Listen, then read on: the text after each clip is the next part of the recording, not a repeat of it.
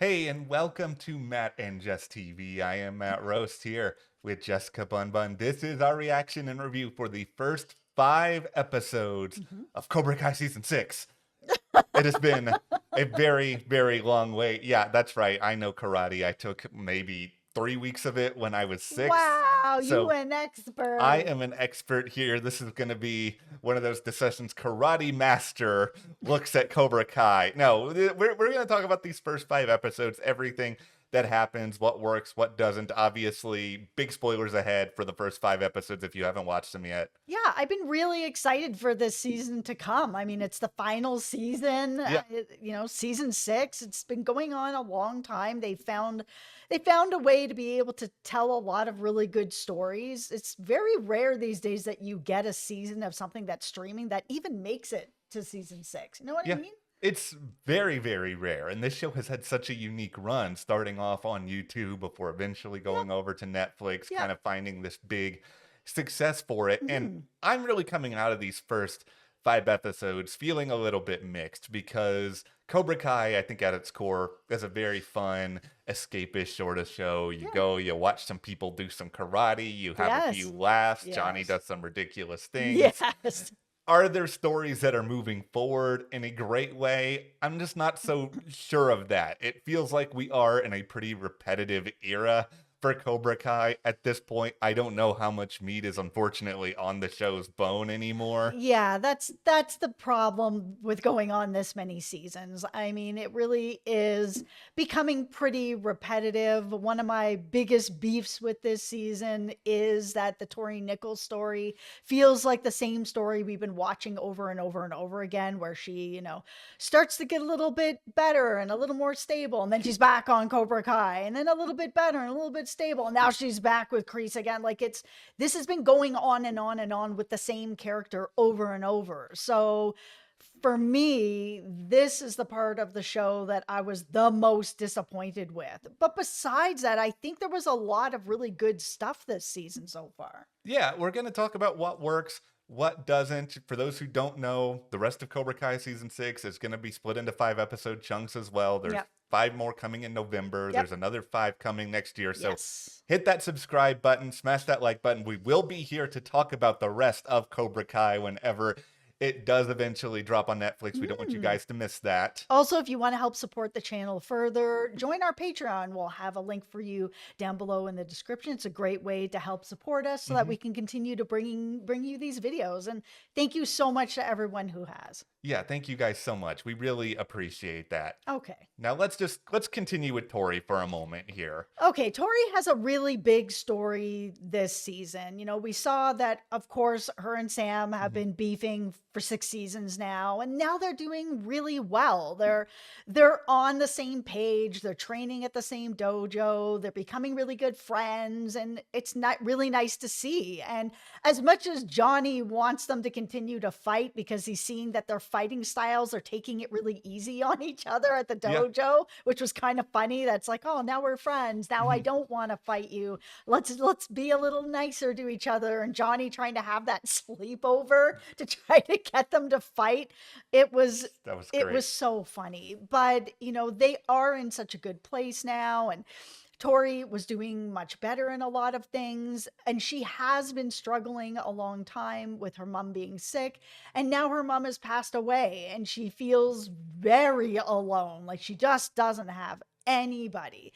But she does have the dojo and she does have the people there, but for whatever reason, she is just drawing into herself, which is something that happens in grief. All the time it happens in grief Yeah. when you lose somebody that you really care about and you feel very alone, you isolate. So it's not surprising that she's doing this. But some of the adults at the dojo, Daniel, Johnny, like I'm kind of surprised that they didn't really try harder to kind of figure out what's going on. She's been missing. They're getting ready to go to like a world championship. She's one of their champions and they're just not really hitting it as hard as they need to. Then we have this situation where she runs into Kreese and she's just like, nope, I'm done with Cobra Kai. I'm Yeah. not doing that anymore. And then her mom passes away.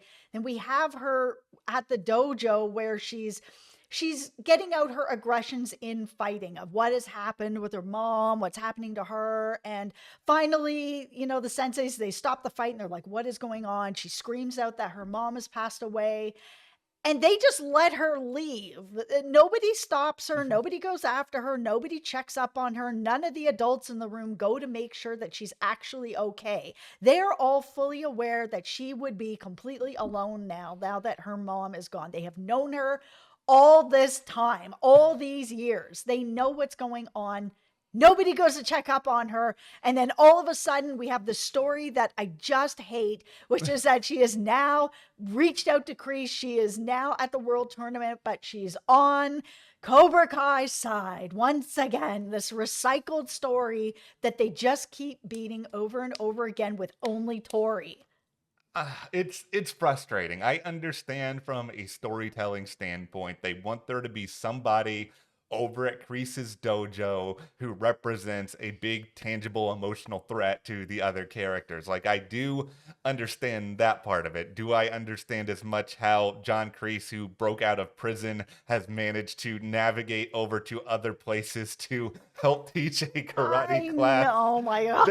Okay, the thing with Cobra Kai is you got to turn your brain off for some of this do. stuff. Like, it is over the top and ridiculous. And I even, to some extent, I'm not going to sit here and be surprised that Daniel LaRusso doesn't check in on Tori, just because Daniel has not been presented in the most likable way through a lot of Cobra Kai, this show. But Johnny would. I know. That's the part of it that I'm a little bit more frustrated by, is that I think we've seen so much character development from Johnny, and I understand he's not a therapist. He's not somebody who is the most emotionally intelligent, but he is somebody who understands loss, and he is somebody who understands, troubled relationships with your family. And I wish the show had done just a little bit more there, so we didn't get to this super predictable cliffhanger where the moment we sort of see everybody at the Sekai Taikai, I know that Tori is showing up there. She's going to be in Cobra Kai. It's not going to be some surprise. Yeah, and it all kind of happened really weird too, where, Tori left, but it wasn't like, I quit, I'm not going to be part of it, or, Daniel or Johnny were like, you're kicked out, you're not going to be part of it. None of those conversations happened. All of a sudden, she's like, my mom has died. I need a minute, sort of thing. She's left. Nobody comes after her, and they just kick her out of everything. They just move on where they're like, oh, well, I guess Tori's gone, so we'll just, bring in the next person. I'm like, wow, is this how you're running your dojo?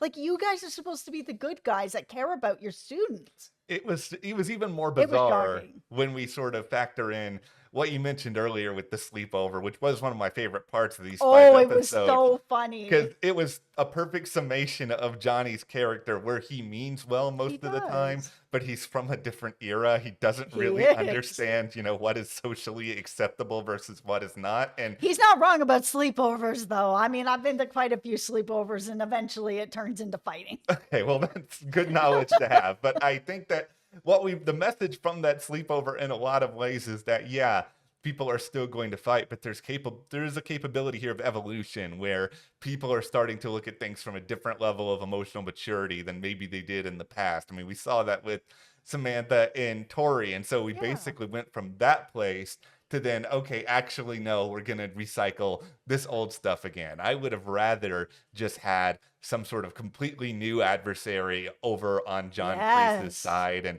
maybe there's a different way you can connect them to not the Cobra Kai, but the former people of Cobra Kai, like Johnny. Like, maybe there's still another way to do that without having to make somebody who is on a quote-unquote redemption tour into a pseudo-adversary again. I just feel like I'm on a carousel with the Tori character where it's, she's a bad girl, she's on redemption tour, she's a bad girl, she's on redemption tour. Like, it's just over and over and over again every single season. They just feel like they don't really know what to do with her. And they don't. That's just the frank part of it. They don't. I think eventually she'll come back around. I think there's gonna be a happy ending for her, for Robbie, for Miguel, for a lot of these characters. I don't think anyone is watching Cobra Kai at this point with the expectation that the writers are going to put the heroes in misery by the end of the show. Okay, let's talk about the heroes and some of what was going on here, because there are only 6 slots to go to this world competition. And I mean, even the show was like, obviously it's the main four, it's, Miguel and Robbie and Tori and Sam. And I'm like, well, is it? Why Apparently. why is it? Like Tori has won, but it was something that Kreese like paid off the ref to make happen. Robbie's won nothing. Like, why is this the very obvious four that are for sure going through? It's like, okay, and then there's just, these next two slots. I'm like, okay, I guess this is where we're gonna be. And then it's like, okay, well, we need captains. But only these four, they're going to be the ones that are going to be one of the captains, not anyone else. I'm just like, it's too focused just on these four characters when there are so many other characters I think all of us have come to be connected to and really care about, like Dimitri, like Hawk, like Devin, like all the Devin storylines making me so sad too. I mean, she's not a character that I ever expected to do something dirty and take out Kenny the way that she did to be able to get that spot. I didn't see that coming because I don't see it in her. So even when she did it, I was like, I don't believe what I'm watching. It's hard to believe. I mean, I think it's clearly exploring a part of her that maybe she didn't even know was there beforehand. I think they're going to have to really justify that to sort of build that up in the second part of the season and have it play out. But I'm with you in the sense that I enjoyed the story about these characters trying to fight for these last two spots more than I did this like battle for captaincy. I will say here, Dimitri is my guy. Me and Dimitri, we are going to ride off into the sunset together, cheering for each other. I think the big thing is that I would also be the worst person in karate, and maybe I would improve slowly as Dimitri did. I took racquetball a semester in college, and at the end of that, they gave me a free t-shirt for most improved, basically meaning... Look at you! Yeah, it's the award for, hey, you sucked the most. Hey, you got a t-shirt. Yeah, I did get a t-shirt. Hey, free stuff is all right. I'm never going to say no to free stuff. But no, the other part of it, though, with Dimitri is that a lot of his story, especially his relationship with Hawk and this idea that they were going to go to college together, it kind of stems from this idea of you grow up with somebody and you have these dreams that you establish, and then over time people change, and then you really struggle with that notion of, oh, this person's not who I thought they were, are we still going to be friends? Like, I struggled with this a lot because a lot of my friends ended up joining the football team, and I am not a football player. You're not? No, I know this is a real surprise for people who look at me, but I am not athletic in that way. But it did lead to all these questions that were about, are we still going to be friends? Are they just going to have jock friends now? And it's never as bad as it seems when you're a teenager, but I think they are exploring that really, really well with Dimitri alongside this super bizarre romantic relationship that he has, which I don't know if it's realistic or not, but I just find it funny. Yeah, I mean, that relationship just feels like it's from an 80s movie, which makes sense because, we're talking about Karate Kid, right? Yeah. But I mean, I think it's a really important relationship that Dimitri and Hawk are going through this, because this is something that I think everybody goes through. Being a teenager sucks. Yes. It's like the suckiest part of life. It's when you're having your first loves and your first losses and the first time your best friend lies to you, and you're getting all these really big adult first, but you're still a kid, right? It's tough. And that's one of the things that this show has always done very well. Yeah, I think the writers have worked hard, I think, to make the show where it's written not just for people who are young, people who are maybe Miguel and Samantha's ages, but also people who, grew up watching The Karate Kid, and they have sort of these memories of what childhood was like, and they're really playing to both of these audiences at the same time. And I think for the most part, it's a little bit effective. I think there are parts of it that do get tired. The whole love triangle, love square, whatever thing is constantly going on there between our four people up for captaincy. It's a little much. They've hit that drum too many times. Okay, let's talk about sort of the group that's at this world tournament, because Tori's over on Cobra Kai right now, but I think what Devin did is going to end up eating away at her, and she's going to end up confessing what she did, and she's going to get bounced, and they're going to pull Tori over. I think Tori is going to end up over on Eagle Fang. And I'm going to call it Eagle Fang. No, let's call it Miyagi Fang. I thought that was the best. It's absolutely the best. It's funny. It's so funny, but it also is like a combination of them both. The idea that it's just Miyagi-Do and that we've kind of lost everything that Johnny really was and what he's trying to figure out and building his own thing where it feels really like it's Daniel and it's Johnny. It just all feels like it's Daniel now and that it's just absorbed Johnny and that really special spark that this show has. Like, I had wanted to see this show end with Johnny taking back Cobra Kai and changing it, taking some of the things that he's learned from Daniel, Daniel's learned from him, and that Mhm. together it's really brought him to this this new place. And Miguel helped shape him, and Robbie helped shape him. That then he's gonna be like, you know what? I'm gonna take back Cobra Kai, and I am gonna make it different, and I'm gonna make it a place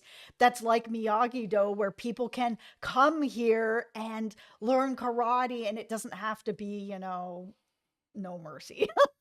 There is a way to change it, and I think that's something the show should really explore. Like, I've always felt that this was Johnny Lawrence's story more than Daniel LaRusso's, A because 100%. we already have the Karate Kid. We already have the story presented through Daniel's lens in that way, and even to the point where Johnny is working at the car dealership, it is funny. Oh my Don't God, get it's me so wrong. funny. I mean, also, Johnny would be totally fired after he tried to stage a rebellion in the middle of the dealership, but that's neither here nor there. Yeah, it just feels like he's becoming too much of whatever Daniel wants him to be. Yeah. Like, that's why I thought when the kids came up with their own logo and they're like, oh, we're going to be like Miyagi Fang, Yeah. we're going to have everything all together, this side, that side. I was like, what a really smart, fun idea. And, Daniel was so upset by it. Chosen was so upset by it. And it's just like, yeah, I get it. You don't want to have like a logo of Miyagi with like fangs and stuff, Yeah. of course. But the idea of this is both styles of karate. This is both of these senseis. Is like that's how it should be. It shouldn't just be Miyagi-Do as absorbing Johnny. I hope that eventually, whether it's part two or part three, we kind of move towards the spot of compromise where Daniel realizes that he's monopolizing too much of this. And I also hope that this is how this Miyagi's secret story is going to kind of fold its way in. Because otherwise, I'm kind of looking at this Miyagi, okay, he actually had parts of his life Daniel didn't know about. It feels like it could be filler in the wrong context. But I think what could be important about it is it's Daniel being forced to take Miyagi off this pedestal where Miyagi did no wrong. He was perfect. He was a saint. He did X, Y, and it's never any good to look at any person alive in that way because everybody is flawed. Nobody is going to be perfect all of the time. And I hope that this will kind of allow Daniel to realize, okay, Miyagi was just a person. Not everything I do in karate has to constantly be at the altar of him. We can do things a little differently. Yeah, and that's the thing about this story of, Miyagi's past. Did he do this bad thing and did he do it for the right reasons? Like, are we going to end up in that sort of category where it's like, oh, okay, he did this, but it was for the greater good and he was helping somebody or Yeah. whatever it was, where it's like, oh, he's back on this pedestal again. There is something interesting about the idea that he did this bad thing at a time in his life because everybody does bad things. No one's all good or all bad, Yeah. but everybody does both. And the idea that Miyagi did something bad when he was younger makes complete sense. And it does make it more that Daniel has to look at Miyagi as a fully functioning person who lives in the gray area like everybody.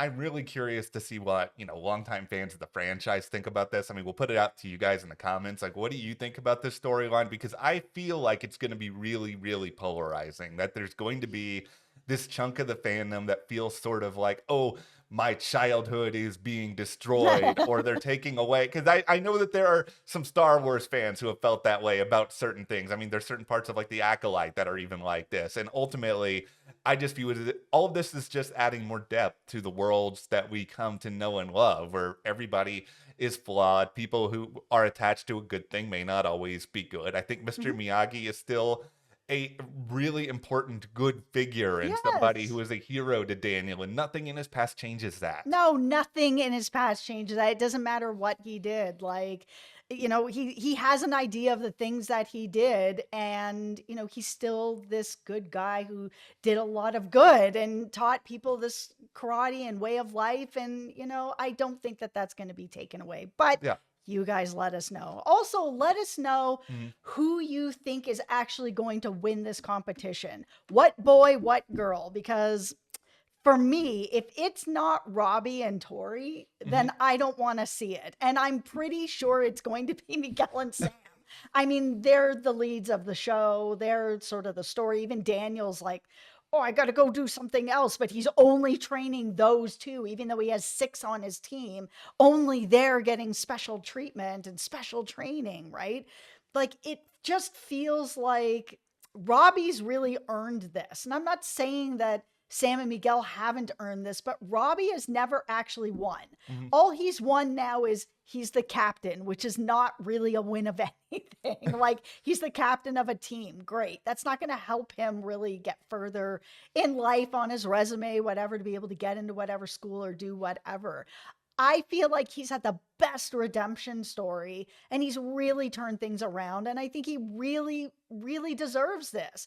And for me, it's the same with Tori. Yes, they've, botched it, put her back over on Cobra Kai, and she's had her one win, but it wasn't, because she won. It's because, Chris is doing things behind her back to like pay off the rep. Like, she deserves her win as well. And everything that's happened to her and with her mom and her being by herself, it would be nice to, everyone's like, oh, and I'm going to MIT, and I'm going to Stanford. And Tori's over here being like, cool, my mom is dead. And I don't have anything else except karate. So it's kind of like, it'd be nice to see her get that win. And maybe she opens a dojo, or maybe she works with Johnny on a dojo to bring back Cobra Kai in a better way. All right, I'm going to make a prediction here.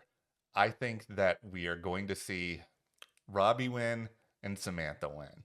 I think you're right. I think it would be more interesting if we had Robbie and Tori win. I think the show, it just loves its predictability so Samantha much. doesn't need this win. She doesn't need. It would be more interesting if it is Tori. I think it's sort of like Cobra Kai doesn't eat its vegetables when it comes to taking a big risk, and so I think it has been convinced to eat one vegetable, but it's not going to eat both of them. So I think they'll give us something. I do think, though, it would be more interesting if it is Robbie and Tori, because the thing is with Miguel and his whole college application storyline here, just the fact that he's at the Sekai Taikai, that's going to be enough of a extracurricular qualification. It's really just going to be also about his academics as somebody who has gone through that process. This is not the be all end all for his future. He's just obsessing over that too much. Yeah, but this could be, be all end all for somebody like a Robbie or a Tori that don't have the same, academics or help behind them. Okay, it's time to talk the person who is not in the first 5 episodes of this season. This is the Hillary Swank in the room. I have an idea for you guys. Cobra Kai has done a very good job of incorporating Karate Kid people wherever they can. They even gave Mike Barnes a pretty substantial role this time around that was pretty fun. I feel like, Hillary Swank, who was, of course, in The Next Karate Kid, a movie that most critics hated at the time it came out, wasn't successful, but it was sort of her breakout role. Can she be a judge at the Sekai Taikai? Is that how we're going to see Julie Pierce show up in this world? I know she's Hillary Swank. She's going to be very busy. She's going to have a lot going on. This is basically like a 5-minute cameo. Can you guys, at the very least, give us that? I feel like they, at the very least, reached out. Like, I feel like if her schedule was open to be able to do something like that, I feel like she would. It is really funny, though, that it seems like the showrunners leading up to this season, the biggest question they're getting is somebody who's not even on the show, as opposed to anything that's actually happening on screen. That's because, we are 6 seasons in, and it feels like we kind of know where things are going to end up. Like, yeah, I want to see Robbie and Tori win. Are they? No, it is probably going to be Sam. I mean, which is predictable and fine, and it'll be whatever it's going to be. But it would be nice to see the show take a bigger swing. Yeah, like why not? Just give it a chance, guys. Try it. You'll like it. Now, I think in general, these episodes are really, really fun. Are they unrealistic at times, sure, including that everybody in Miyagi-Do is able to just fly over there. We don't see them fundraise, while at the same time Johnny I is know. having a hard time finding a place to live. But, I know. You have to have a little bit, yeah. suspension disbelief. But if you can just kind of get past a lot of that, I mean, at the core of it, this is just a very fun, exciting show. It's been a part of our lives for a long time. I'm going to miss it when it's gone, no matter how it ends, just because there's so much nostalgia wrapped up in these characters. And I especially love Johnny. I mean, William Zabka's been so great on this show. I'm going to miss that character so much. Oh, me too. And that's why I've been so frustrated with this first part, with him just getting absorbed into Daniel's lifestyle and Daniel's dojo, and Johnny coming around talking after talking to Stingray and kind of being like, yeah, I'm fully Miyagi-Do. It's like he's just lost himself. Like, there was Stingray is not my favorite character, but some of what he was saying is what I feel about Johnny, that Mhm. he is something very special. There's more to him than just what his karate style is. He is somebody who cares and gives people a chance, and, pushes people that you normally don't get pushed, and then they become better because of it. And that is something that is just Johnny's style. Yeah, I will say this about Stingray. He's not my favorite character either, but I do find it very funny, the idea that Paul Walter Hauser, that actor, is like on this meteoric rise doing critically acclaimed drama and all this other stuff. And for some reason, he's still coming back in Cobra Kai and playing this terrible character. I'm just like, you don't need to do this anymore, man. Your career is in a great spot. It's like going back to a high school reunion at this point. I really guess so, but I hope that we do see that progression of Johnny that you've talked about in the second part of this final season. We will be back, of course, to discuss all that. So hit Yep. that subscribe button so you guys do not miss that. Also, join our Patreon. That is a really good way to support us. The link is in the description. We appreciate all of our patrons so much. Thank you. We'll see you guys here next time.